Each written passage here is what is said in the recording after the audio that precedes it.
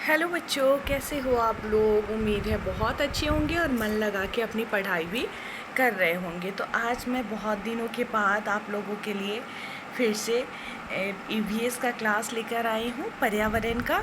इसमें मैं चैप्टर 1 और 2 पूरा पढ़ा के उसका क्वेश्चन आंसर भी करवा चुकी हूँ। और आज मैं चैप्टर 3 बीजों का बिखरना इसको पढ़ाऊँगी और साथ में क्वेश्चन आंसर भी करवाते जाऊँगी। तो आप लोग पेन और कॉपी लेकर ही बैठिएगा ताकि मेरे साथ साथ आप क्वेश्चन आंसर करते चले जाएं, क्योंकि मैं बोलूँगी और आप लोग लिखेंगे। ऐसे में आप लोगों को भी लगेगा कि हाँ, पढ़ाई करने के लिए बैठे हुए हैं। पूरा क्लास वाला फीलिंग जो है आप लोगों को आएगा। बीजों का बिखरना। उत्क्रमित मध्य विद्यालय बसबुटिया चंद्रमंडी के बच्चे जैन धर्म के 24वें तीर्थकर वर्धमान महावीर के मंदिर का दर्शन करने जमुई जिला के सिकंदरा प्रखंड स्थित लछुआर गांव आए थे। इसे जैनियों का एक समूह भगवान महावीर की जन्मस्थली मानता है। तो बच्चे को अक्सर शैक्षणिक भ्रमण पे ले जाया जाता है ताकि बच्चे सब कुछ को नज़दीक से देखें। और जब हम किसी चीज़ को देखते हैं तो अपने अनुभव से सीखते हैं तो ज़्यादा अच्छा होता है। तो जैसे आप लोग जिस स्कूल में पढ़ रहे होंगे उस स्कूल का भी कुछ नाम होगा। जैसे हम लोग जो स्टोरी पढ़ रहे हैं उसमें उत्क्रमित मध्य विद्यालय बसबुटिया के बच्चे के बारे में हम लोग पढ़ रहे हैं। वो लोग गए थे कहाँ? वर्धमान महावीर के मंदिर का दर्शन करने, जो जैन धर्म के 24वें तीर्थकर है। और ये है कहाँ पे? तो जमुई जिला के सिकंदरा एक प्रखंड है, वहीं पे स्थित है लछुआर गांव। तो ये लोग लछुआर गांव आए थे और इसे जैन धर्म का, जो जैनियों का एक समूह है, तो भगवान महावीर की जन्मस्थली मानता है। अब जितने भी बच्चे गए थे सभी बच्चे मंदिर के प्रांगण में घूम रहे थे। तभी एक बच्ची है जिसका नाम है इला। इला की नज़र मंदिर के दीवार पर गई। मंदिर के दीवार पर एक पीपल का छोटा सा पौधा दिखा। अक्सर जो पुराना घर होता है उसमें भी आप लोग देखते होइएगा, दीवार में, छत में, कहीं भी पीपल का जो है वो छोटा सा पौधा उगाता है और वही फिर बड़ा होने लगता है। अब बच्चे पहली बार इस चीज़ को देखे। अब उनके दिमाग में, इला के दिमाग में आया कि ये कैसे हो सकता है, दीवार में पौधा कहाँ से आ गया। तो उसने कहा, दीवार पर पीपल का छोटा पौधा कैसे उगाया। अब जितने भी लोग साथ में थे सभी लोग जो है दीवार की तरफ देखने लगे कि सही में इसमें पीपल का पौधा जो है कैसे उगाया है। ईशु ने कहा, हमारे घर के 4 दीवारी पर भी इसी तरह के कुछ पौधे उगे हुए हैं। शिवांगी बोली, अपने विद्यालय के पुराने भवन में भी तो कुछ पौधे उगाए। अब सभी बच्चे अपना अपना बता रहे हैं। अब एक बच्चा बता रहा है कि मेरे घर पे भी, हमारे घर पे भी 4 दीवारी है, वहाँ पे इस तरह से कुछ पौधे जो है उगे हुए हैं। शिवांगी बोलती है कि अपने स्कूल में भी तो उगे हुए हैं, जो पुराना वाला भवन है उस भवन में अक्सर जो होता है ना, ये पौधा, ये सब पुराना भवन में ही जाके उगाता है। अब आपके बुक में ये है, इसको भरना है। आपने भी अपने आसपास दीवारों पर या ऐसे अन्य स्थानों पर पेड़ पौधे उगे हुए देखा होगा। आपने इस तरह के किन किन स्थानों पर कौन कौन से पौधे उगे हुए देखा है। तो क्वेश्चन पूछ रहा है कि आप भी ऐसा देखे होइएगा, जैसे शिवांगी, इला ये सब बता रही है ना, कोई घर पे देखा, कोई अपने विद्यालय के पुराने भवन में देखा, कोई वहाँ पे घूमने गया था वहाँ पे देखा। तो इस तरह से आप लोग भी कहीं ना कहीं देखे होइएगा। तो एक तरफ स्थान लिखना है और एक तरफ पौधे का नाम लिखना है। जैसे स्थान में हम लिखेंगे घर के दीवार पर, तो कौन सा पौधा उगा हुआ था, तो पीपल का उगा हुआ था या बरगद का उगा हुआ था, या जो भी पौधा, जंगल भी कोई हो सकता है, वो उगा हुआ था, उसका नाम लिखना है। इसके बाद जैसे 3 वो बना हुआ है, तो एक में लिखेंगे विद्यालय के पुराने भवन पे, तो वहाँ क्या चीज़ का पौधा था, तो वहाँ भी पीपल का था। पुराने आम के पेड़ पर भी को जो अमर लता होता है वो सब लतर जाता है, या पीपल और बरगद का पौधा भी उसमें बीच में से निकल जाएगा। देखिएगा, आम का पौधा रहेगा और उसके किसी डाली पे कहीं जाके एक दूसरा ही कोई अलग पौधा जो है वो उगा हुआ है। तो इस तरह से उगाता है, देखते होइएगा आप लोग। इसके बाद नेक्स्ट क्वेश्चन है, पौधा वहाँ कैसे उगा होगा, अपने साथियों के साथ चर्चा करके लिखिए। तो अब आप लोग थोड़ा सा सोचिए कि पौधा कैसे वहाँ उगा होगा। इसके बाद मैं तो बताऊँगी ही आप लोगों को। तो पौधा जो है कैसे उगता है, सबसे पहले हम लोग इस चीज़ को जान लेते हैं। कोई भी जो बीज है उसके अंकुरन के लिए क्या क्या चाहिए? अंकुरन के लिए और उसके विकास के लिए, दोनों के लिए पर्याप्त हवा, पर्याप्त स्थान, हवा, पानी, मिट्टी, इन सारी चीज़ों की आवश्यकता होती है। ठीक है, इन्हीं आवश्यकताओं की पूर्ति के लिए बीज जो है, जो उनका मातृ पौधा होता है, उस पौधे से बिखर कर दूर चले जाते हैं और इससे पेड़ पौधे की प्रजाति जो है सुरक्षित रहती है, या मानव अपनी आवश्यकताओं की पूर्ति के लिए भी एक जगह से दूसरी जगह बीजों को ले जाते हैं। तो लिखेंगे क्या आंसर? बीजों के अंकुरन से लेकर विकास तक के लिए पर्याप्त स्थान, हवा, पानी, मिट्टी आदि की आवश्यकता होती है। इन्हीं आवश्यकताओं की पूर्ति के लिए बीज अपने मातृ पौधे से बिखरकर दूर दूर चले जाते हैं। इससे पेड़ पौधे की प्रजाति सुरक्षित रहती है, या मानव फिर अपनी आवश्यकताओं की पूर्ति के लिए भी एक जगह से दूसरी जगह बीजों को ले जाते हैं। ठीक है, तो ये दोनों क्वेश्चन हम लोग कर लिए। अब आगे बढ़ते हैं चैप्टर में।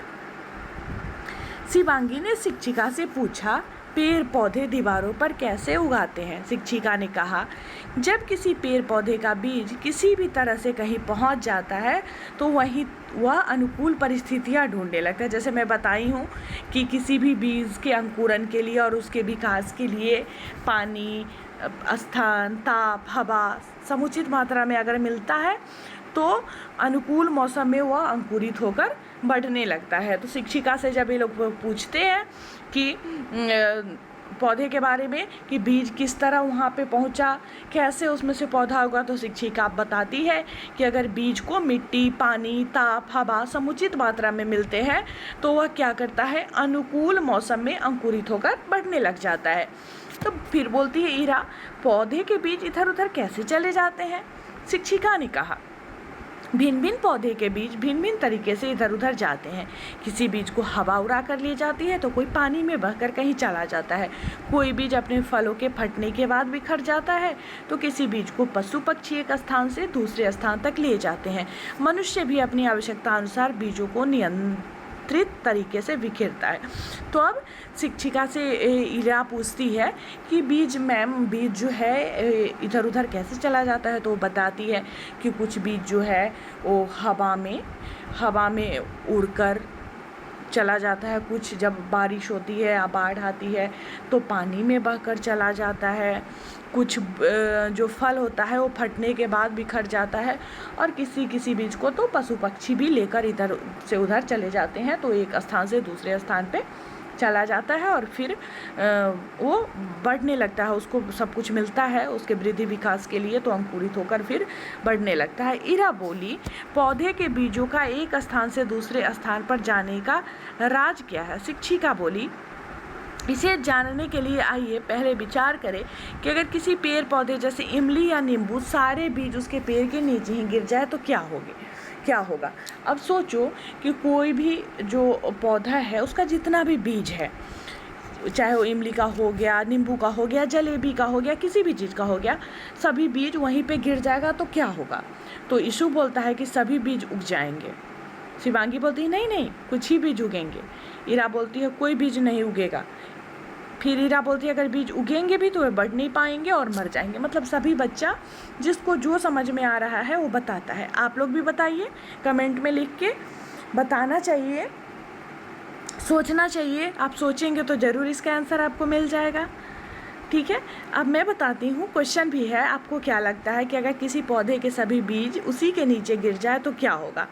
अगर कोई भी पौधा, किसी भी पौधे के सभी बीज उसी के नीचे गिर जाए तो उनमें से कुछ बीज जो है वो उग जाएंगे, कुछ नहीं उग पाएंगे, और जो उग कर पौधे में बदलेंगे उन्हें भी पर्याप्त मात्रा में धूप चाहिए, पानी चाहिए।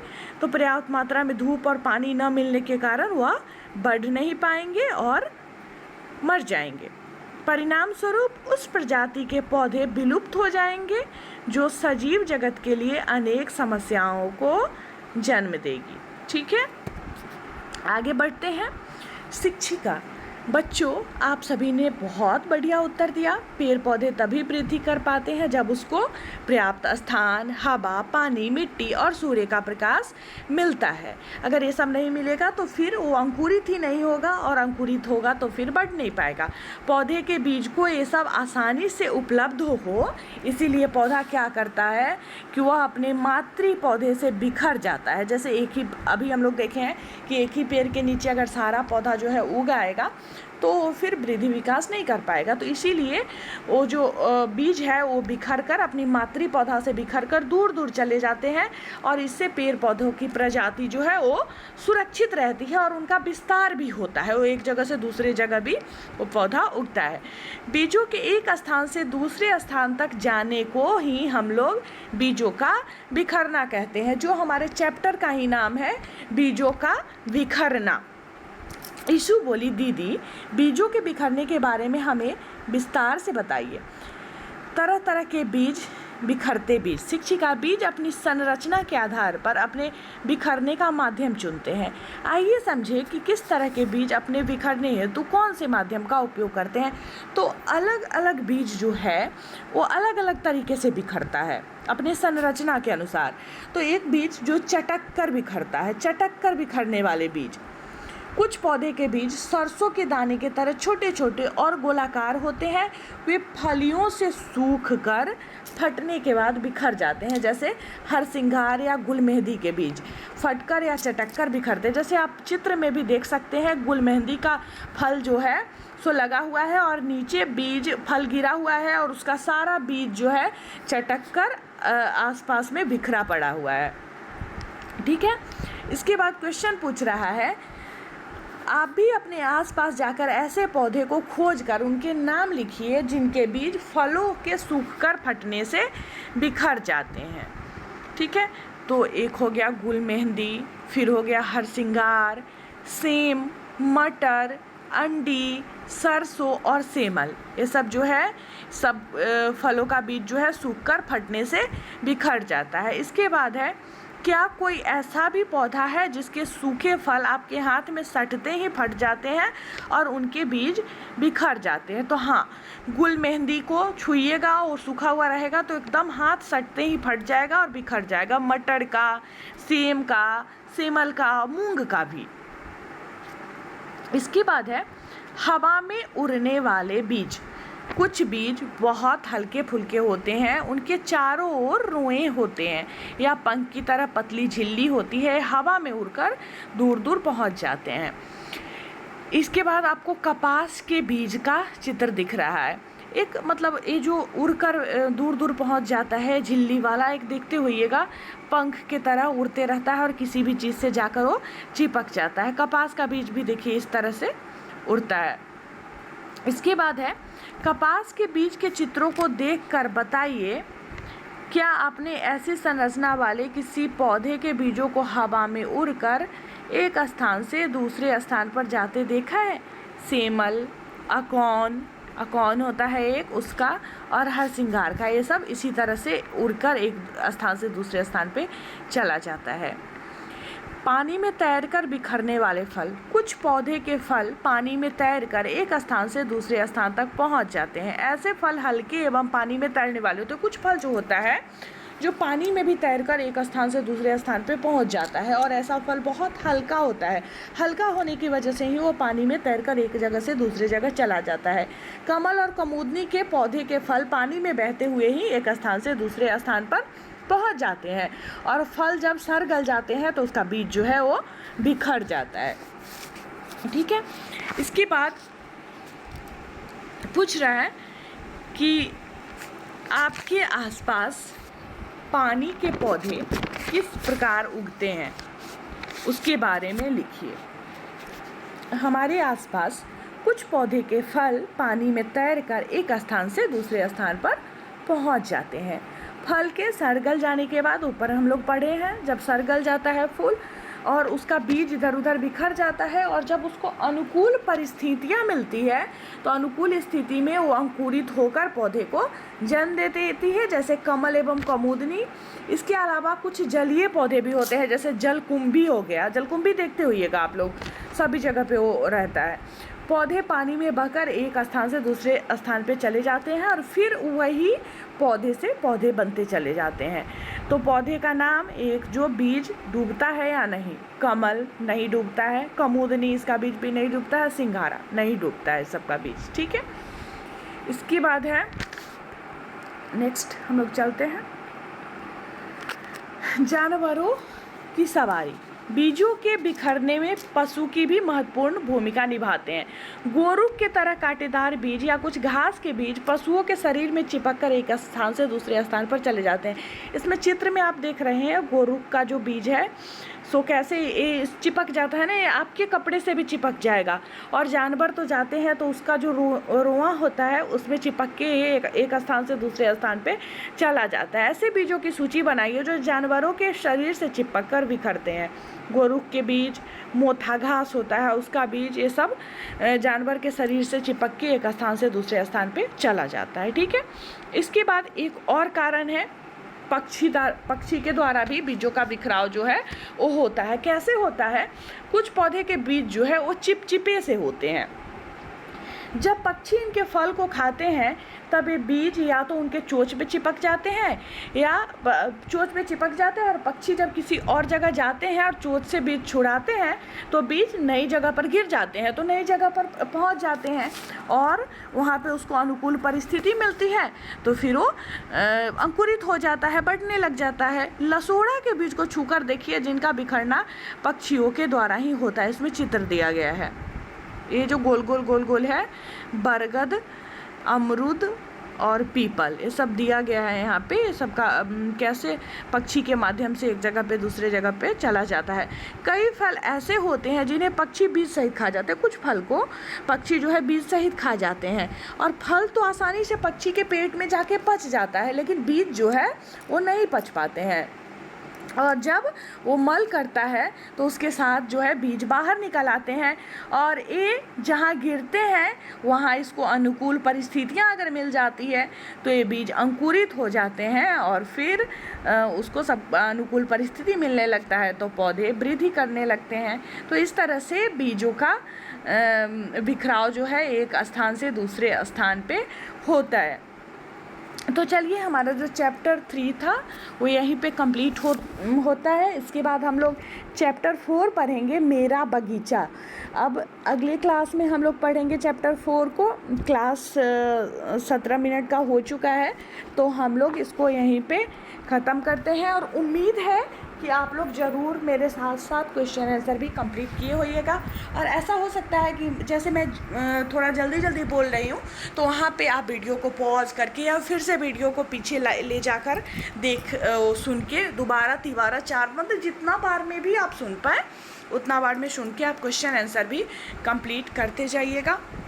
उम्मीद है आप लोगों को मेरा ये क्लास अच्छा लगा होगा। बहुत दिनों के बाद मैं क्लास लेकर आई हूँ, इसके लिए सॉरी, थोड़ा सा टाइम मुझे नहीं मिल पा रहा था, इस वजह से 2 चैप्टर करवा के मैं छोड़ दी थी।